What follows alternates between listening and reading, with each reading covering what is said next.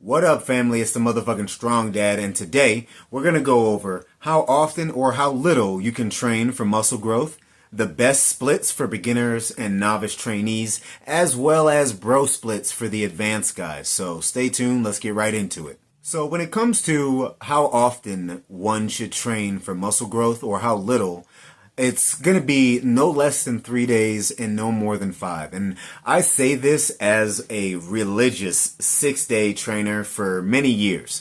But once I actually started doing 5-day splits, I learned about how good of recovery a 2-day recovery can actually be. So in general, for a beginner, you guys are going to put on muscle pretty fast for the most part. You're going to get gains quick, and if you have a well-designed program, you're not going to suffer from overtraining, which means you're going to be able to push up the volume and frequency pretty high. You don't want to leave gains on the table just because you don't want to work out for as many days as you could. Now, there are some caveats to this. There are, a lot of guys who are beginners are also very busy. A lot of beginners are very busy people. They're always working, and they're trying to put fitness in their program. If you're one of those people where you're trying to add fitness in, you can do a very effective full body 3-day split and get just as much gains from a 5-day split and still not sacrifice the rest of your work week. Now, this is granted you have a good full body split programmed and you are hitting all of your metrics properly. Yes, you can get muscle growth with a week 3-day split. You can get muscle growth with as little as 2 days. With 1 day, honestly, you do one full body day and you could gain some muscle, but it's going to be the least amount possible. If you want to maximize your muscle gain, then about 4 to 5 days is my true suggestion. And if you are busy, 3 days, try not to go less than that. And if you can afford that 5th day, do that 5th day. Now, when it comes to the most effective beginner split, there's going to be 4 metrics that I like to say need to be checked off before you can say this is a guaranteed good split for me. Okay? The 4 metrics are as follows. It's 1, the program that you can best adhere to, meaning you can make it for all the days, you like the exercise movements, and you don't have issues with the movements, okay? The second is that the program is well designed. So this does not mean tossing together some weird program in your mind. This means having a well-written program. Okay. The third is going to be that the muscle stimulus is high. If the muscle stimulus ain't high, then it don't apply, man. It don't apply. This program might not be for you, or you might be applying it improperly, one or the other. Okay. Now, the last metric is the most important when tying all this off before we talk about which split is the best. And that is that the CNS fatigue or central nervous system fatigue from doing this program is not too high. Your CNS is not overstressed. Now, an indication that this could be happening is that, you have poor recovery, and this poor recovery will often be paired with either joint or tendon pain. So make sure that that's not happening. And those are the 4 metrics that you want to make sure are checked off to have an effective beginner split. Now, after all these parameters are met, everything else is suggestion and preference. Suggestion being from your favorite resources, and preference being what modality you like the best. So what splits do we suggest, right? Which ones do I suggest for beginners after those metrics have been met? Well, really quite simple. There are 3 types of splits that I like.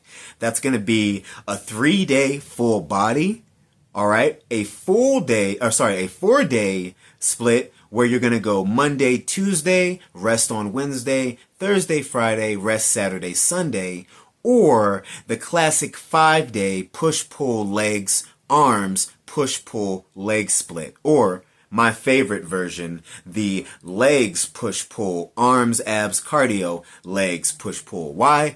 Because I like doing legs. Everybody does chest, International Chest Day on Monday, but I like starting my Monday, the beginning of my work week, with something hard, with a leg day. I really feel like mentally it helps me stay locked in for the rest of the week. So that's why I call that my favorite.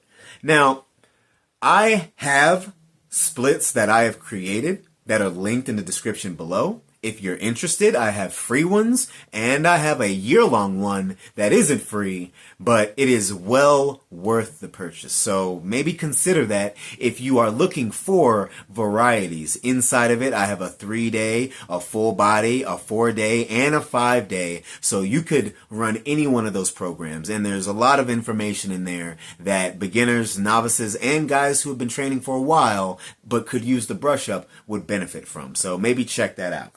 Anyway, now I want to talk about bro splits for the advanced guys. Bro splits for the guys who are no longer beginner or intermediate, no longer beginner or novice. Hear me out. Okay, this is a testimonial because I had never done a bro split until about a year ago. All right, never done a bro split. I've always done multiple everythings for as many days as I possibly could. All right, when I started retraining for bodybuilding and really trying to put pins and curtains on all of my metrics, right? When I started retraining, there was a time where I was starting to suffer from some overtraining. I mean, I was, from 6 days to 5 days, but I was really pushing the envelope really hard.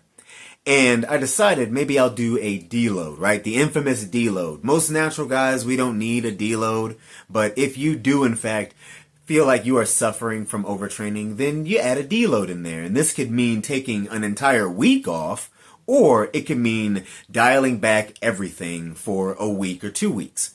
So, because I'm addicted to the gym, I was not finna take a week off. And I damn sure wasn't about to dial shit back. So, I got the clever idea to try a bro split. In my mind, I was thinking, well, I'm doing one muscle group per week, so technically I am not, overtraining, and my body should recover. So, first thing, it did. I recovered greatly. But the next thing was that I ended up getting a lot stronger, and I put on some considerable size during that time, and this was during a prep season. Now, there's a few reasons for this, and this is why I'm suggesting the bro split just for a short time for the advanced guy. You're always in the gym. You could go with a couple more rest days. You could go with a little more recovery. If you know how to lift to failure, if you know how to pound in the exercises, you could benefit from additional recovery almost at any point in time. Now, that's one reason to do the bro split, because you're not doing your chest twice a week and your back twice a week, right? But here's the second part. With the recovery, you're going to find you're going to get stronger just a little bit faster, just because you're focusing in on, let's say, chest once a week.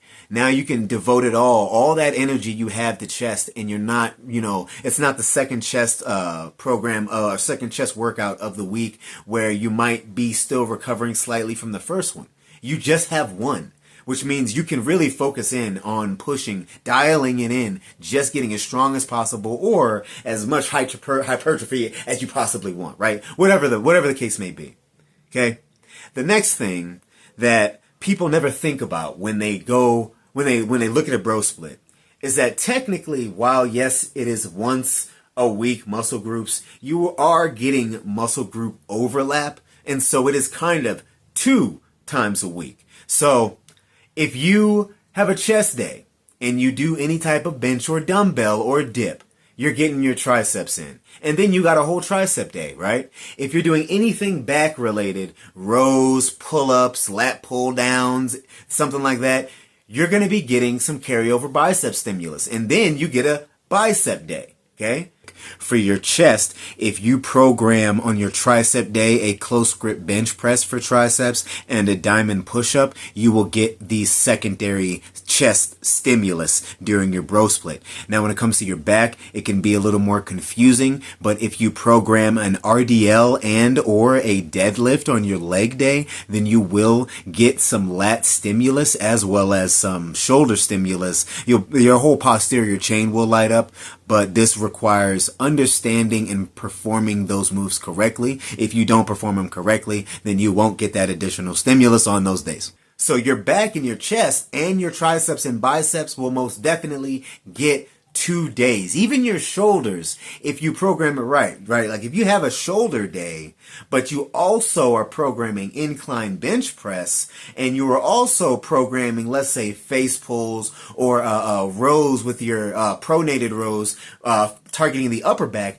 then your shoulders are getting stimulus twice a week, right? Now, the only thing that's not necessarily getting stimulus is your legs.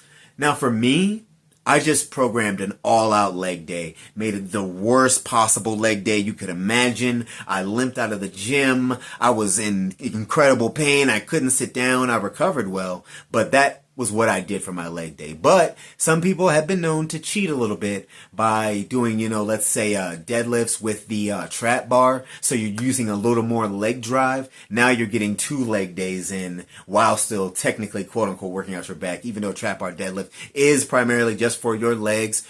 Yes, a deadlift is also a back motion. It's a lot of semantics with that. All that being said, I personally believe that at least 2 months of a bro split would benefit an advanced guy who has not taken a break in years. You've been training consistently for a very long time, and your recovery is at the point where you're recovered just before you go in the next day, or you're recovered, just that night you recover, and then the next day you're good, right? If you're one of those guys, try a bro split out for 2 months. I did it for 3 months, but try it out for 2 months and tell me you don't get stronger, you don't recover from all of that stimulus from the rest of your training protocols, and you don't gain some size. And now you have a modality that you can insert into your training whenever you need to take a little bit of a break, but you don't want to dial back on the volume and frequency. So just hear me out with that. I hope that works for you guys. Like I said, my training programs linked in the description below. Try out the free one. You don't even got to pay for it. Just try out the free one. Let me know how you like it. And much love. Hotep. Peace.